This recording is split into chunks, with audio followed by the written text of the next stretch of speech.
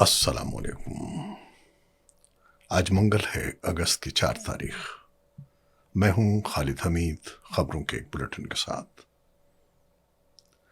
قطر کی وزارت خارجہ نے کہا ہے کہ امریکہ اور ایران کے درمیان جاری کشیدگی کا سفارتی حل تلاش کرنے کی کوششیں بدستور جاری ہیں۔ وزارت کے مطابق ثالثی میں شامل تمام ممالک باہمی رابطوں، مذاکرات اور تجاویز کے تبادلے کو مؤثر بنانے کے لیے مل کر کام کر رہے ہیں۔ برطانوی میری ٹائم سیکیورٹی فرم وینگارڈ کے مطابق عمان کے قریب آبنائے ہرمز میں ایک تجارتی جہاز حادثے کا شکار ہوا ہے، جس کے نتیجے میں عملے کا ایک رکن لاپتہ ہے۔ غیر ملکی خبر رساں ایجنسی کے مطابق لائبیریا کے پرچم بردار مال بردار جہاز کو نامعلوم پروجیکٹائل سے نشانہ بنایا گیا، جس کے بعد جہاز میں آگ لگ گئی۔ میری ٹائم ذرائع کا کہنا ہے کہ عملے نے جہاز چھوڑ دیا ہے، جبکہ لاپتہ ہونے والے رکن تھرڈ انجینئر بتایا جاتا ہے۔ وینگارڈ کے مطابق آگ پر قابو پانے کی کوششیں جاری ہیں اور جہاز کو فوری امداد درکار ہے۔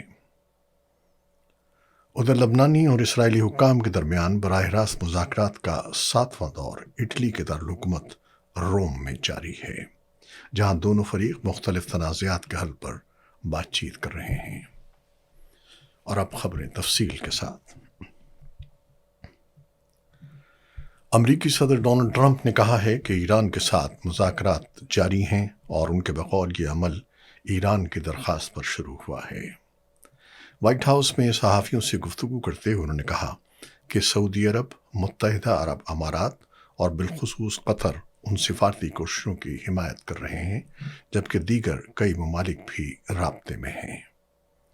ٹرمپ نے خبردار کیا کہ اگر معاہدہ نہ ہوا تو ایران کے لیے بہتر معاہدہ کرنے کا یہ آخری موقع ہو سکتا ہے۔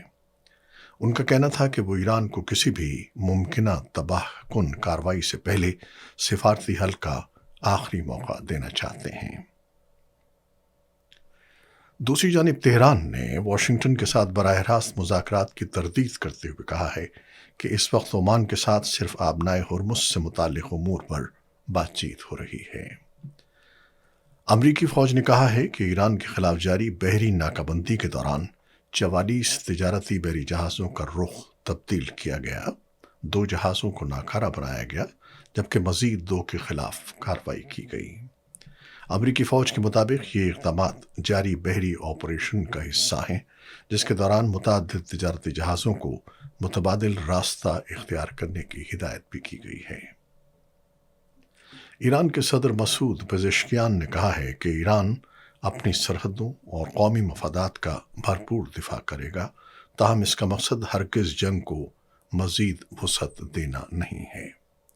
انہوں نے زور دیا کہ موجودہ حالات میں قومی اتحاد، داخلی استحکام اور سماجی ہم آہنگی کو مزید مضبوط بنانا ضروری ہے، تاکہ دشمن کسی بھی قسم کی دراندازی یا انتشار پھیلانے میں کامیاب نہ ہو سکے۔ ایرانی پاسداران انقلاب نے دعویٰ کیا ہے کہ آبنائے ہرمز کے اوپر پرواز کرنے والے ایک امریکی MQ-9 ریپر ڈرون کو جدید فضائی دفاعی نظام کے ذریعے مار گرایا گیا ہے۔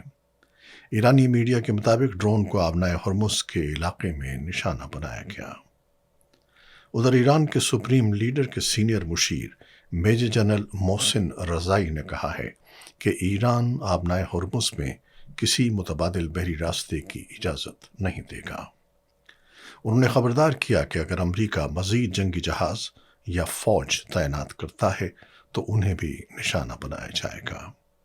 ان کے مطابق متعدد جہاز ایرانی انتباہ کے بعد واپس لوٹ رہے ہیں، جبکہ امریکہ کی ہدایت پر عمل کرنے والے بعض جہازوں کو نقصان اٹھانا پڑا ہے۔ انہوں نے مزید کہا کہ ایران اپنے موقف پر قائم ہے کہ آبنائے ہرمز امریکی شرائط پر دوبارہ نہیں کھولی جائے گی۔ محسن رضائی نے یہ بھی دعویٰ کیا کہ ایران نے یوکرین میں 3 اہداف کو نشانہ بنانے کی تیاری کر لی تھی، تاہم یوکرین کی جانب سے ایرانی جہاز پر حملے کو غلطی قرار دینے کے بعد یہ کارروائی مؤخر کر دی گئی۔ ان کا کہنا تھا کہ اس واقعے کی قیمت یوکرین کو ہر صورت چکانا ہوگی۔ امریکی صدر ڈونلڈ ٹرمپ نے 30 جولائی کو غزہ میں حماس اور دیگر مسلح گروپوں کو غیر مسلح کرنے کے لیے ایک تاریخی معاہدے کا اعلان کیا تھا۔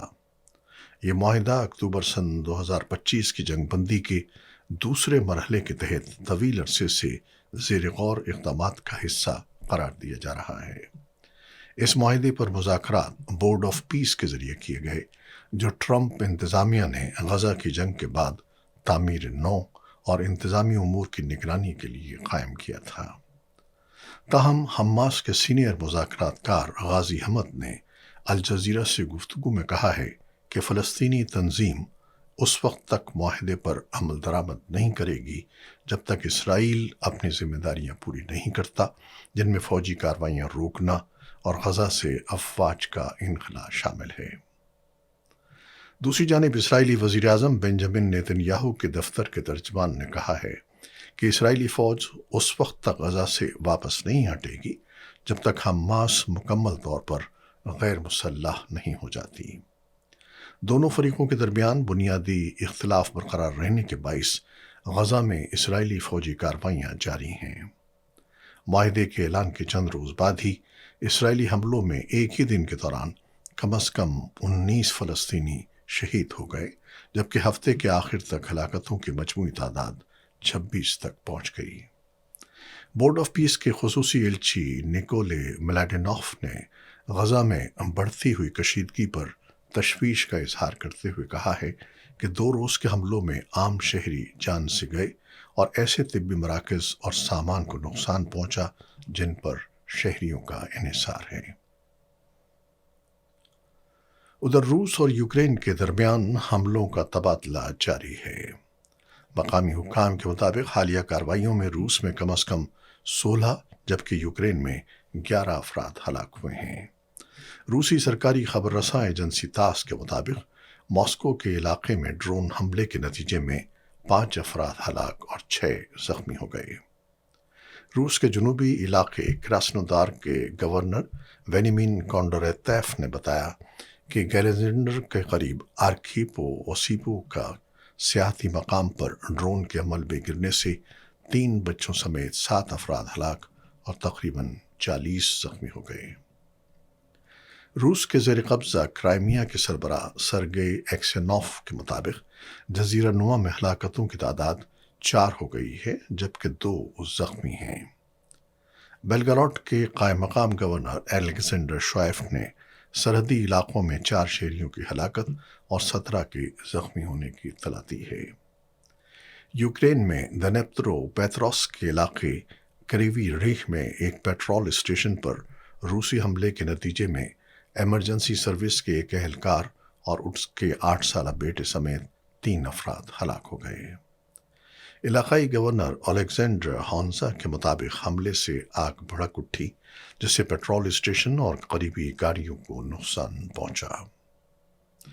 یوکرینی وزارت صحت کے مطابق حملے میں زخمی ہونے والے 21 افراد، جن میں 3 بچے بھی شامل ہیں، ہسپتال منتقل کیے گئے ہیں، جبکہ 9 افراد کی حالت تشویشناک بتائی جا رہی ہے۔ ادھر زاپورژیا میں رات بھر ہونے والے حملے میں 2 بچوں سمیت 8 افراد ہلاک ہو گئے ہیں۔ مراکش سے ہسپانوی علاقے سیوٹا پہنچنے کی کوشش کرنے والے تارکین وطن کی تعداد میں غیر معمولی اضافے کے بعد سینکڑوں کم عمر بچے وہاں پھنس گئے ہیں۔ بہتر مستقبل کی تلاش میں ہزاروں افراد سمندر کے راستے اسپین پہنچنے کی کوشش کر رہے ہیں، تاہم اس دوران متعدد افراد ڈوب بھی گئے ہیں۔ رپورٹس کے مطابق سیوٹا پہنچنے والے تقریباً 60,000 تارکین وطن میں سے 3 سے 5,000 افراد حکام کی کارروائی سے بچ نکلے، جبکہ 800 سے زائد ایسے نابالغ بھی شامل ہیں جو کسی سرپرست کے بغیر سفر کر رہے تھے اور اب غیر یقینی صورتحال کا سامنا کر رہے ہیں۔ مراکش کے شہر تانگیر سے تعلق رکھنے والی 17 سالہ ایک لڑکی نے ایسوسی ایٹڈ پریس کو بتایا کہ اس نے اسپین پہنچنے کے بعد اپنے 8 سالہ بھائی کی لاش سمندر سے نکلتے دیکھی، جبکہ سفر کے دوران وہ اپنی والدہ سے بچھڑ گئی۔ اس کے بقول راستے میں اس نے کئی لاشیں دیکھیں اور اب وہ دیگر بے سہارا بچوں کی طرح مقامی لوگوں کی مدد سے خوراک اور رہائش حاصل کر رہی ہے۔ کرکٹ۔ پورٹ آف اسپین میں پاکستان نے ویسٹ انڈیز کے خلاف 2 ٹیسٹ میچوں کی سیریز کے دوسرے اور آخری ٹیسٹ کے دوسرے روز شاندار بیٹنگ کا مظاہرہ کرتے ہوئے اپنی پہلی اننگز میں 2 وکٹوں کے نقصان پر 266 رنز بنا لیے ہیں۔ یوں پاکستان اب ویسٹ انڈیز کے پہلی اننگز کے 344 رنز کے اسکور سے صرف 78 رنز پیچھے ہے۔ دوسرے روز ویسٹ انڈیز نے 239 رنز پر 5 وکٹوں سے اپنی پہلی اننگز دوبارہ شروع کی، تاہم کھانے کے وقفے سے قبل پوری ٹیم 344 رنز پر آؤٹ ہو گئی۔ ویسٹ انڈیز کی جانب سے جسٹن گریوز 73 اور راسٹن چیس 70 رنز بنا کر نمایاں رہے۔ پاکستان کی جانب سے ساجد خان نے عمدہ بولنگ کرتے ہوئے 4 وکٹیں حاصل کی، جبکہ محمد علی، عبید شاہ اور علی عثمان نے 2 کھلاڑیوں کو آؤٹ کیا۔ جواب میں پاکستان کی بیٹنگ کا آغاز محتاط انداز میں ہوا۔ اذان اویس نے ذمہ دار بیٹنگ کرتے ہوئے 55 رنز کی اننگز کھیلی، جبکہ عبداللہ شفیق اور بابر اعظم نے تیسری وکٹ کے لیے ناقابل شکست 168 رنز کی شراکت قائم کر کے پاکستان کی پوزیشن مستحکم کر دی۔ عبداللہ شفیق نے شاندار بیٹنگ کا مظاہرہ کرتے ہوئے اپنے ٹیسٹ کیریئر کی 6ٹھی سنچری مکمل کی، جبکہ بابر اعظم بھی نصف سنچری اسکور کرتے ہوئے دوسرے روز کھیل کے اختتام تک وکٹ پر موجود رہے۔ یہ تھی وہ خبریں جو یوٹیوب چینل پر ہم نے آپ کے لیے پیش کی ہیں۔ آپ ہمارے چینل کو دیکھتے ہیں، شیئر کرتے ہیں، پسند کرتے ہیں اور اپنے کمنٹس میں اپنی محبتوں کا اظہار کرتے ہیں، جس کے لیے ہم آپ کے بے حد ممنون ہیں۔ اپنی ان کاوشوں کو جاری رکھیے گا۔ خالد حمید کو اب اجازت دیجیے گا۔ اللہ حافظ۔